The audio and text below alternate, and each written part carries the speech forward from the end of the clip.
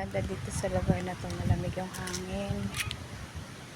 Ayun o, ang daming avocado.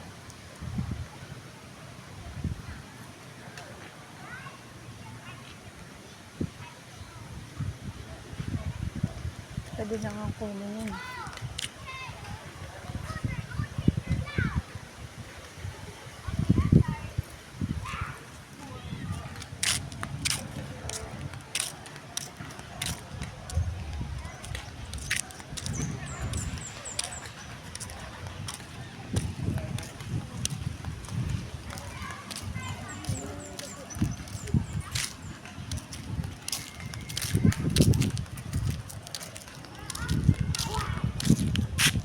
Ikot ko. Ang ganda.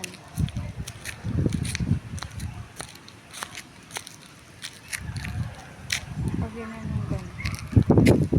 Paikot kasi.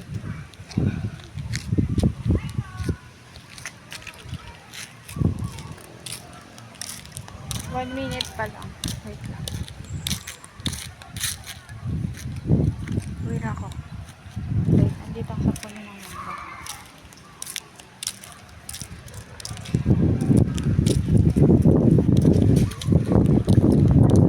Lalakad ako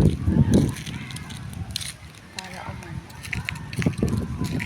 Ayos ang life. Guys, lagay ko na rin.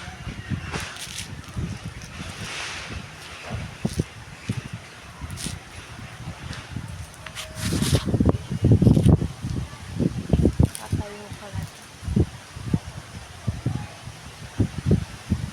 Ito ang lamig. Ang sarap. Sarap ng hangin.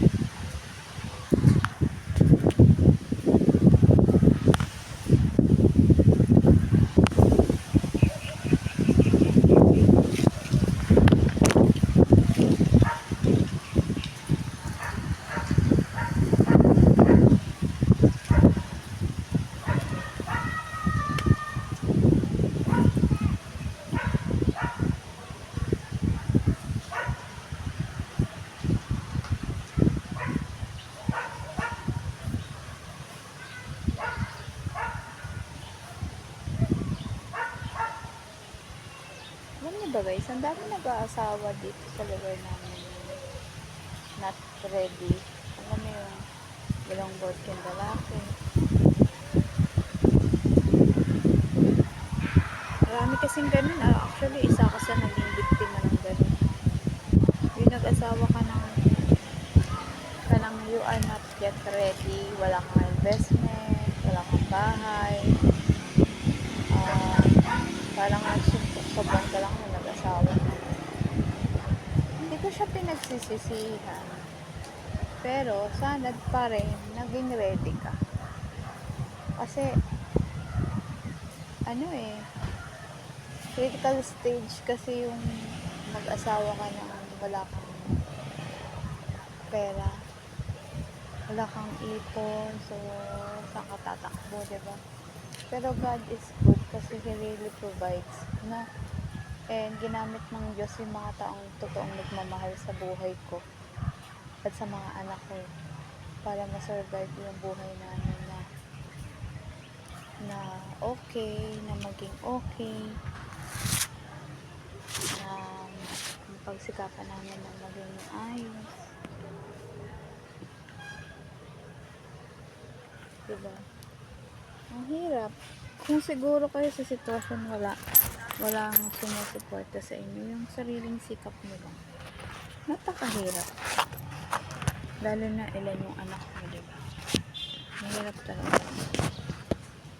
But by God's grace, God is good, diba? God really provides. At may gagamitin ang Diyos para mai-survive mo yung life na hindi mo kaya. Kasi to be honest, ang buhay natin din talaga natin ito kaya. We cannot survive on this earth na tayo lang. There is God talaga na ready to care and love and support you. God is good kasi Be people kasi may limitasyon tayo, and isa pa, talagang likas sa atin maging yung uncareful, yung bara-bara lang, lalo na sa mga bata, they don't think what's the next future in life, kung may life ba talaga at future na mga magandang mangyayari. So, puro ganun. So, ang natutunan ko in this life, no person can ready yung ganun. Unless na siguro mayaman daw yung side mo, mayaman yung pamilya mo,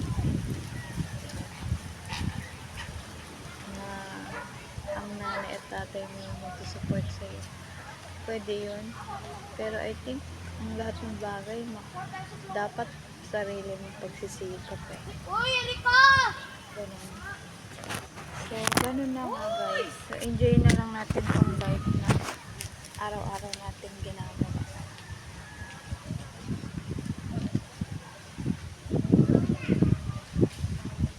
And be thankful na ang Diyos napakatyaga sa atin. At tyaga-tyaga ng Diyos sa buhay natin. No? Tayo nga ay pag-anak na natin, let's say anak natin ang kulit, parang hindi natin tyaga. Pero God is good, talaga ang Diyos super perfect na tinatyaga niya tayo kahit ang kulit-kulit natin, tigas ng ulo natin. God is good kasi andyan siya to fix ourselves, ayusin yung life natin, diba? Kasi we are living in this earth not as a perfect person, no? We are just living on this earth for the sake of living, mag-exist. Pero saan nga ba natin ginagamit yung life natin?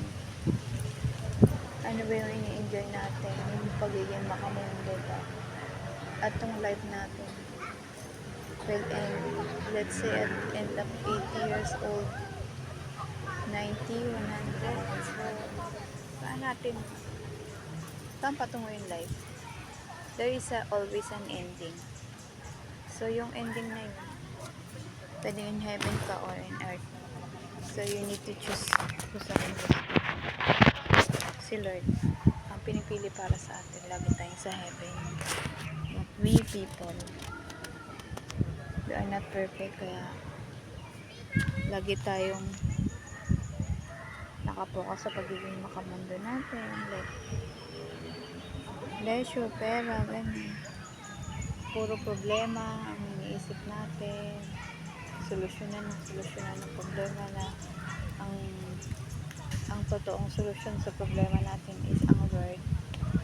So, I just want to say that we exist, may purpose yung life natin, and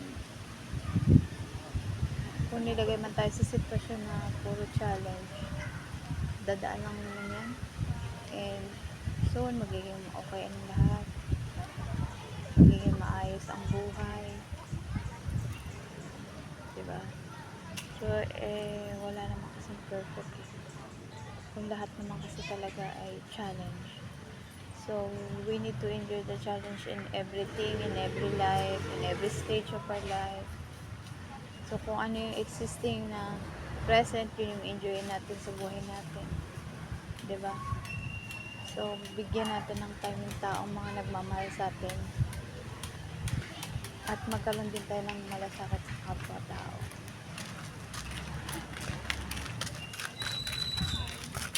In ending of this talk or in voiceover, no, is that we need God in our life to be perfect. Actually, we cannot do perfect things in our life, but God can do that if you acknowledge God in your life, diba? Like me, I'm not that perfect, but I want to follow God. I want to follow God. I want God to use my life to glorify His name. But sometimes I'm just a human being na nagkakamali, and tao lang, ganun. So, to be honest, tao lang kasi tayo and wala talaga tayong magagawa maging maayos.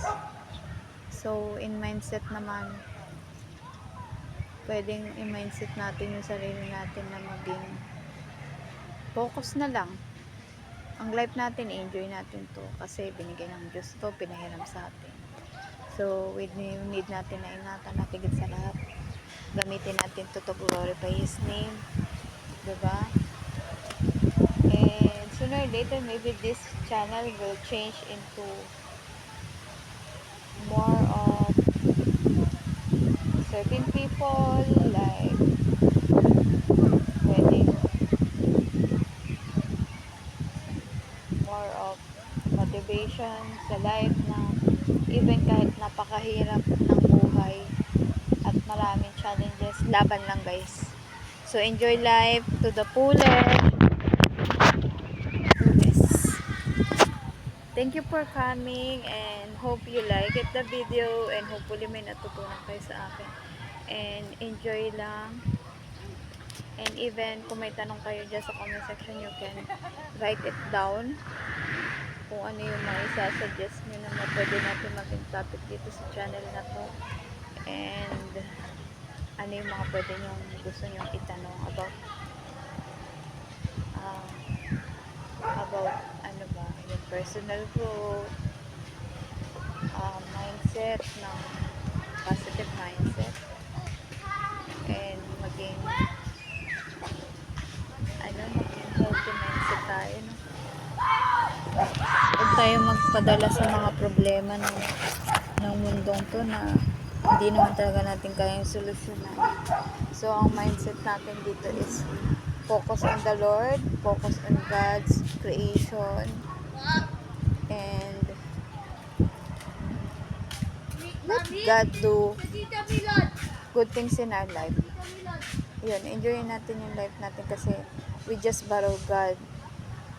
We just borrow this life to the Lord. And thank you so much for listening and time na binigay niyo sa akin. Hopefully, na-enjoy rin ninyo ang mga view. Actually, ang lamig dito. Hindi ko lang siya binibideo sa sarili ko. Because I just want to be a voice over you. Voice over na lang tayo. No? And, yun. So far, hanggang dito na lang guys. So next time, hopefully, meron naman kayong bagong matutunan for us. So thank you so much guys. Don't forget to like, comment, and subscribe. Bye!